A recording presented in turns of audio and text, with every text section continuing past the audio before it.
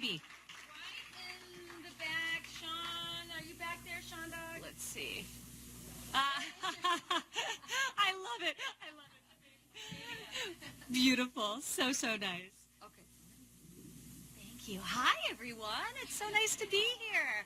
I am hot off the plane. I landed around 10 minutes ago, so it's good to be here.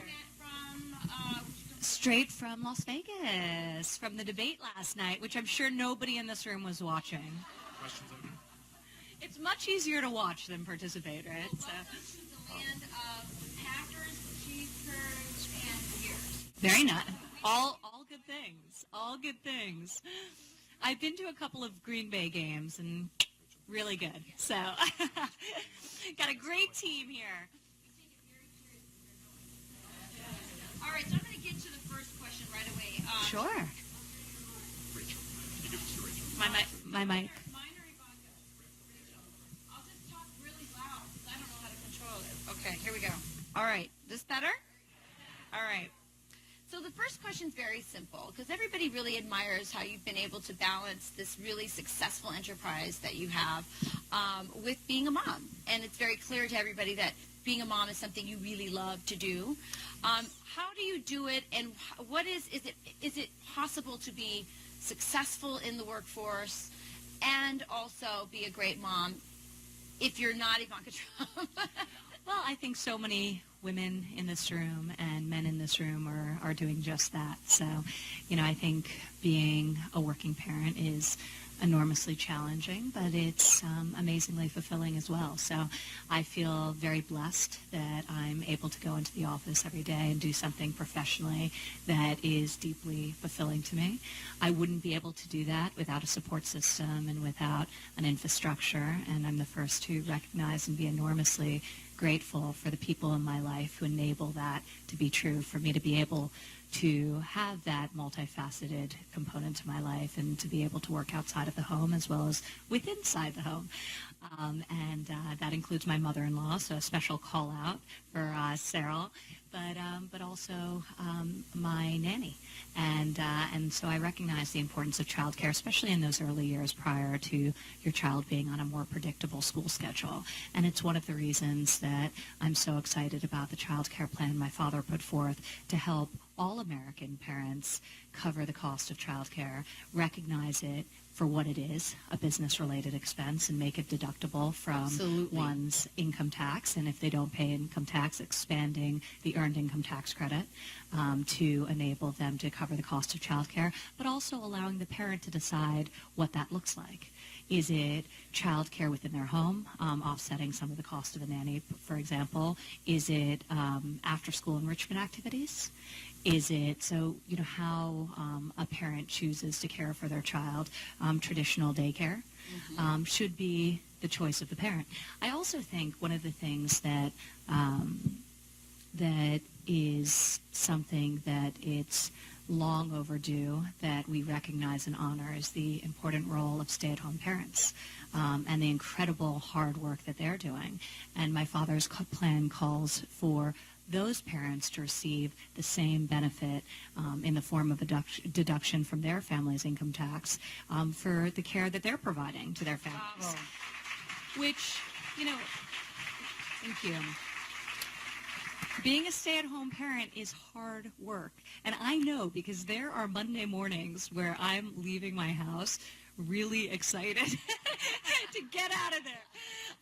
And I definitely am more tired on a Monday morning than I am on a Friday, and on a Friday evening when I come home, and I work very hard in the office. So, bringing up children is very hard work, and the tax code should be neutral as to somebody's decision whether they're working inside or outside of the home, and either way acknowledge their tremendous contribution.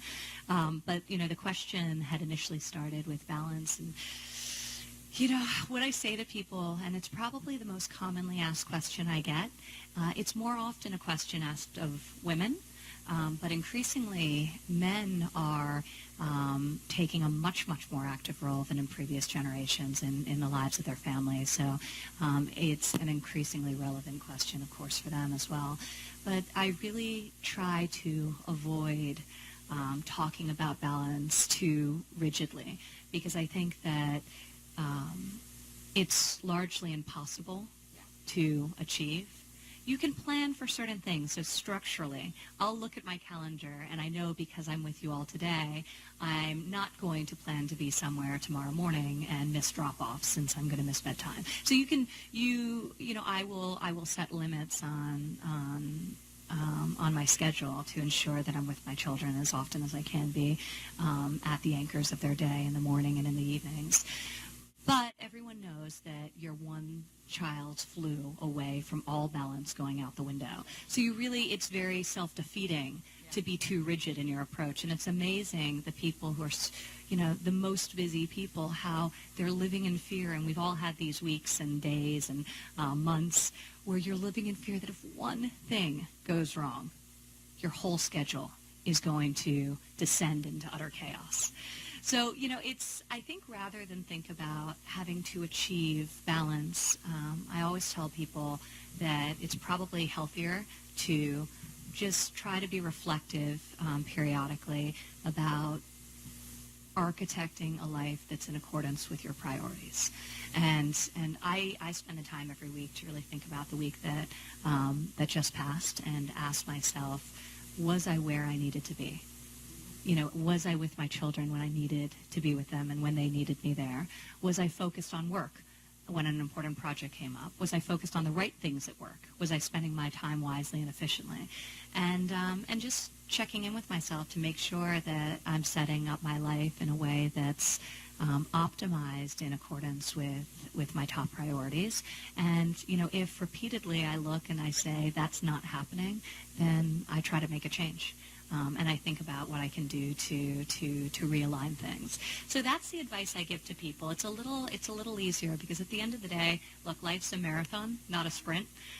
So you just want to set, I think it's most useful to set up your time sort of thinking about how to architect a life that ultimately you want to live, whatever that looks like to you. Well, I just want to say that as a Republican woman, I was really proud when this plan came out, the child care plan.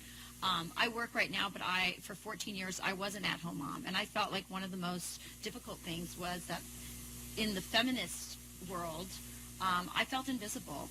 And that's why I actually wrote a book about being an at-home parent because of that. And I felt like the tax break, that it was not exclusively for working parents, that tax break was about making choices. And I thought ultimately that was what feminism was about. It's about us being able to make the right choice for our family and our circumstance. So I'm really proud of it. I think you guys did a great job with it.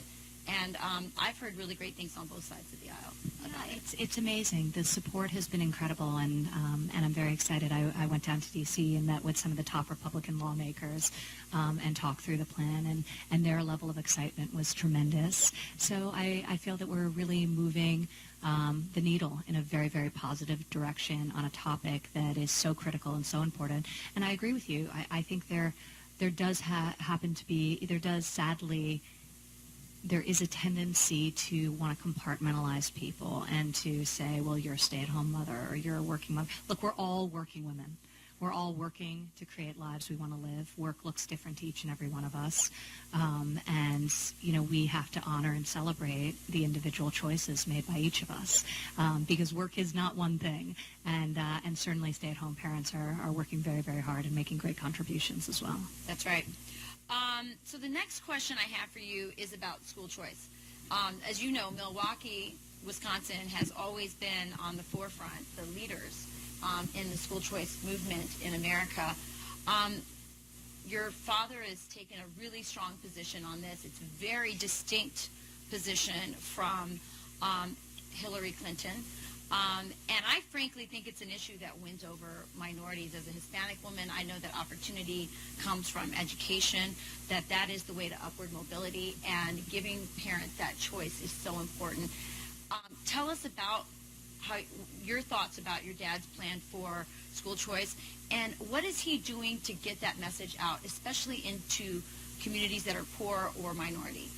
No, I think it's so important. And if you check out his website, if you go onto his Facebook page, he's recently given an incredible speech on exactly this topic because the level of incredible innovation we are seeing in education on a state level is remarkable.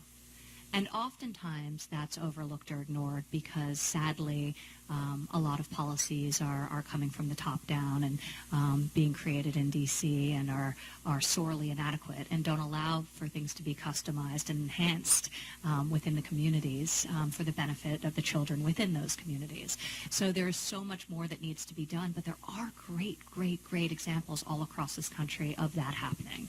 And my father's plan is to dramatically encourage that, to create massive block grants, $20 billion of block grants that will go directly to the states, to repeal Common Core, which he is not a fan of, and I think most everyone in this room agrees with, and to generally reject this notion that there's a one-size-fits-all solution.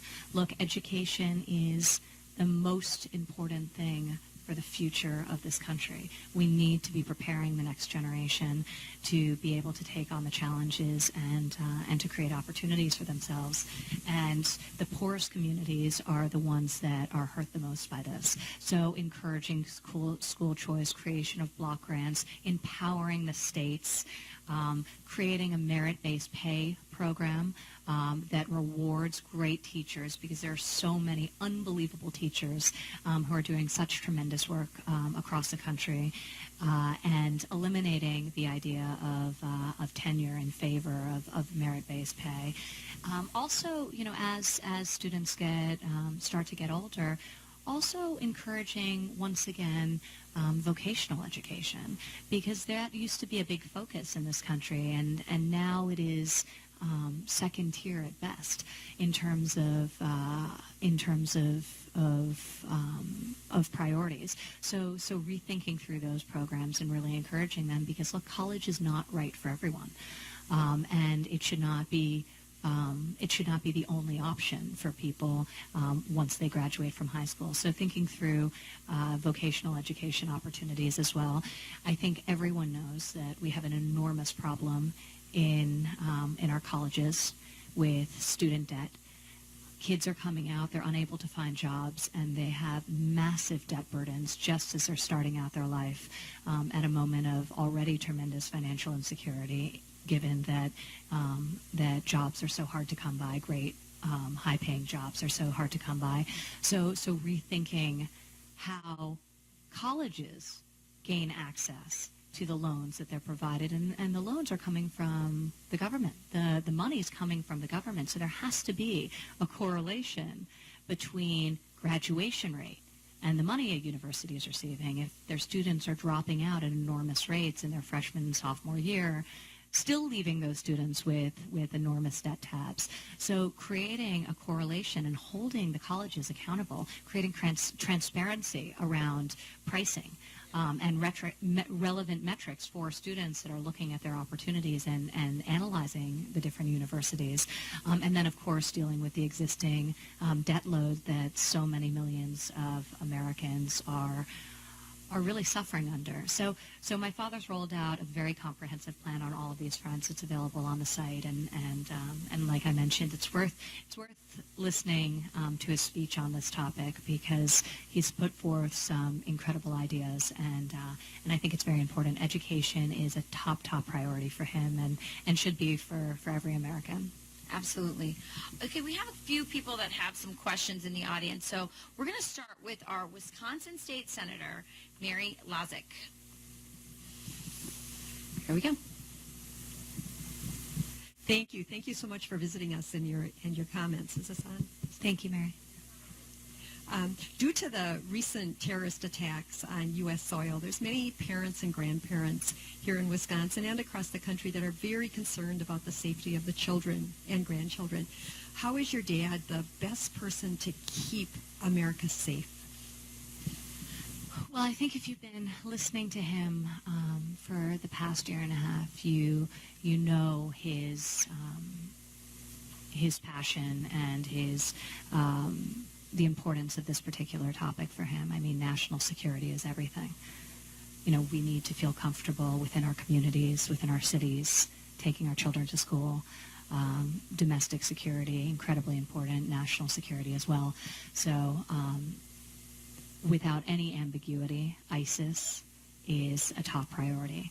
And I believe, and I'm very confident in his ability to be very effective. Look, a lot of decision-making at this level comes down to judgment and to instinct. And my whole life, I can only talk from my own experience and my personal experience. Certainly, he's laid out his foreign policies and his ideas on what's been done poorly and what he would do differently numerous times. And I'll allow him to speak for himself on that front. But my father has tremendous judgment, a great instinct for distilling incredibly complicated problems. And there's no ambiguity around this fact. I mean, dealing with ISIS and dealing with the foreign threats that this country is facing is enormously complicated and incredibly challenging. But my whole life, I've seen him look at incredibly complex situations and distill them down into something that's actionable, something that's pragmatic, and ultimately being able to execute. So I've seen this time and time again in a very different capacity in his role as a businessman. But I've also heard him opine over the years on what he's seeing that's going wrong with the decisions coming out of Washington as it pertains to our national security. And I've heard his viewpoints, and it's been remarkable to see over the course of the last 2 decades just how right he's been every time. And, you know, this was just a daughter sitting at a dinner table listening to her father talk, not so different than many of the conversations I'm sure you have around yours. But I have the benefit of having been there and having heard how consistent he's been over the years and how right he's been, especially in retrospect. So I know that he will be incredibly solid on this front, and it's certainly his top priority. It seems to me on this particular subject that what people like about your dad is he sort of removes the political correctness around the issue and really wants to deal with it. He is not politically correct. And I think we love that about him, right? 97% of the time. But look, politically correct. The word political's in there, right? He's not a politician. People have learned to navigate and, say one thing and do another. With what my father, what you see is what you get. What you hear is what you get. He's incredibly candid. He will never lie to the American people. He will always be forthright with his opinions and his perspectives, even if that's not what somebody wants to hear. It's who he is. He doesn't know how to be another way. Our next question comes to us from Kathy Kiernan. So why are you confident that your father will make a great president? Hi, Kathy. How are you? Thank you. I love this. This is amazing. Thank you. So I'm confident on numerous levels. I have the good fortune of knowing him both from the perspective of his child. I've also worked with him for over a decade at the Trump Organization, and I've seen him inspire tens of thousands of people every single day. And I talk a lot about this idea of leadership and what does it mean to be a great leader. And I've learned so much from him in this capacity as this next generation coming into the company and having built my own business as well. There are a lot of people who are good managers of people, and then there are leaders who set big, bold visions, who aren't afraid, who encourage people to be the best versions of themselves and give them the tools to do so. My father couldn't have built the businesses he's built on his own. It required him to find the best talent, to give people the opportunity to succeed, to set the vision for them and help them reach the right conclusion.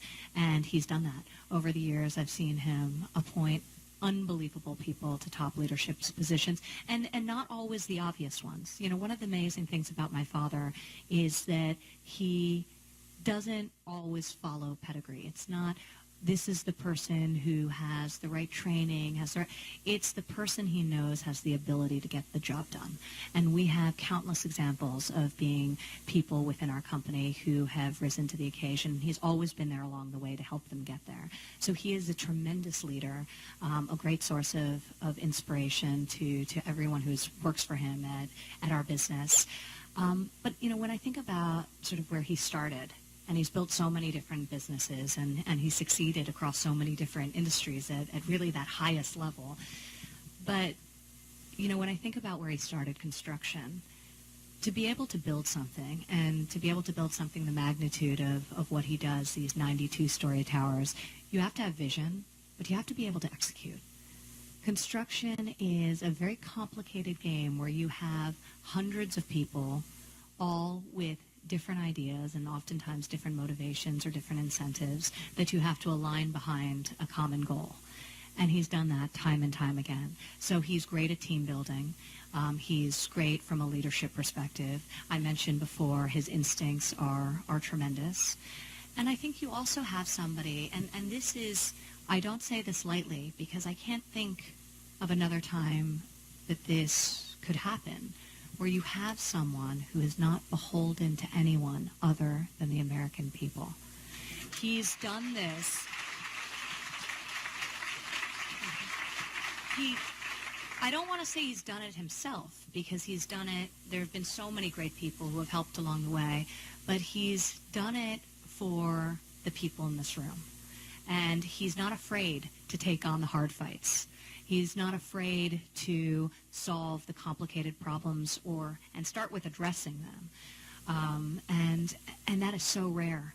That is so rare. And this has been a wild process. We're not a family of politicians, so I don't think any one of us could have expected what this journey would be.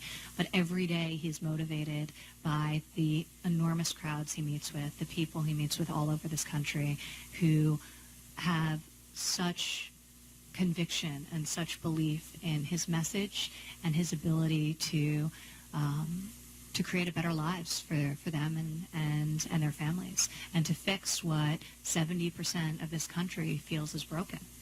And he will do just that.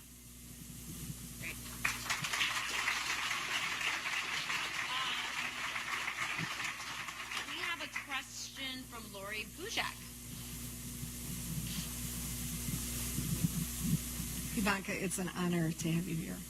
So my question is, Milwaukee has been devastated with crime and is listed as the 5th most dangerous city in our country. How would your father help the residents of communities that live under the threat of violence every day? Thank you. It's a great question and a very important question. I think my father has described himself as a law and order candidate.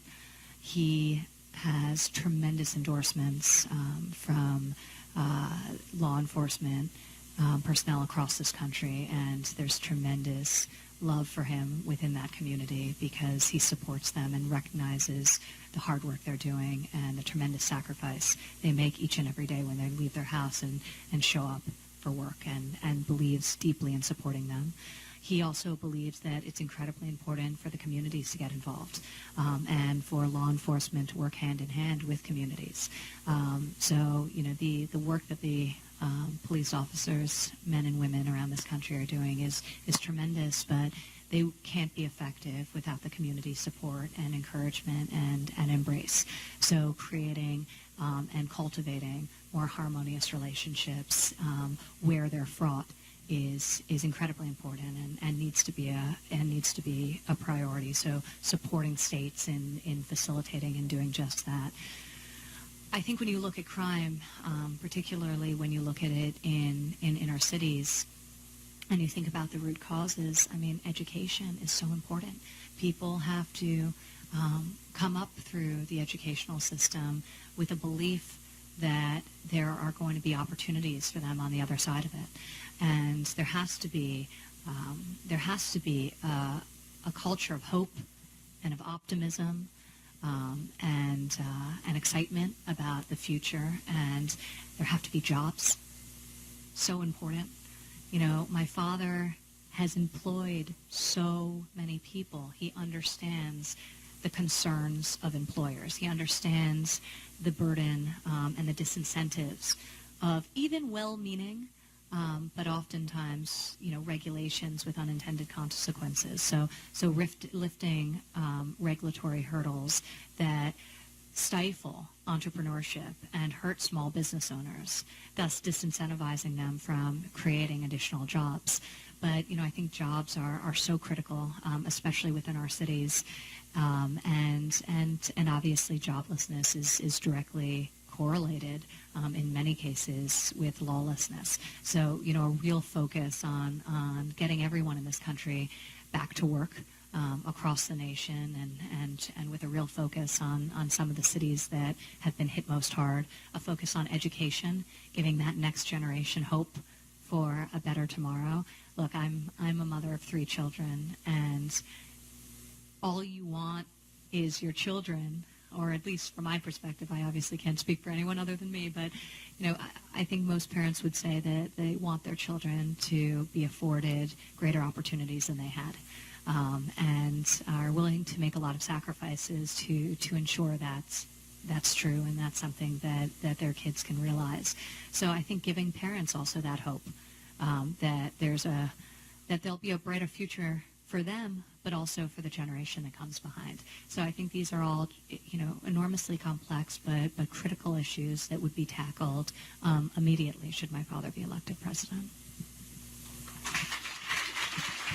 Great. We're coming to the end. We're coming to the end of our event. We have one more question. Can we get one from the audience? Just one more. Yes. Thank you.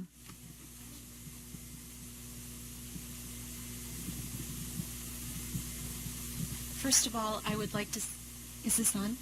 First of all, I would like to say that I really appreciate what your dad said last night about voting for Supreme Court justices that will support pro-life issues. I was disturbed last night when I heard the response from Hillary Clinton when your dad mentioned partial birth abortion, which I also appreciate that he mentioned. And I would just ask if you could please mention to your dad that if he could somehow get ads out about what exactly partial birth abortion is, that the baby's head is cut off, because he mentioned that the baby would be pulled. I don't remember the exact words, but I don't think he mentioned that the baby's head would be cut off. And I think if there's people out there that don't realize what that is, it's important for them to know. The other thing is that I'm concerned about the potential for voter fraud. And I'm really concerned about what I've heard in the tapes, and that there are people that are supposedly going to be bringing in people in rental cars. And I just implore you to get more ads out and to get more things out, because we really need someone who's going to be pro-life and bringing in the right Supreme Court justices. Thank you for your comment, and I'll relay that to him. Absolutely. All right, I think we're gonna end it. And just one last question for you, Ivanka. What is the best advice your dad has ever given you? Ooh. The best advice he's ever given me is to love what you do. And it's so simple. But he said, from when I was a little girl, he's like, look, it's a competitive world out there. And if you don't love what it is that you're doing, you'll just never be as good as someone else who does. Doesn't matter. Great Doesn't matter advice. your education. You have to love it. So Thank you so much for coming here. We loved having you here. Thank you.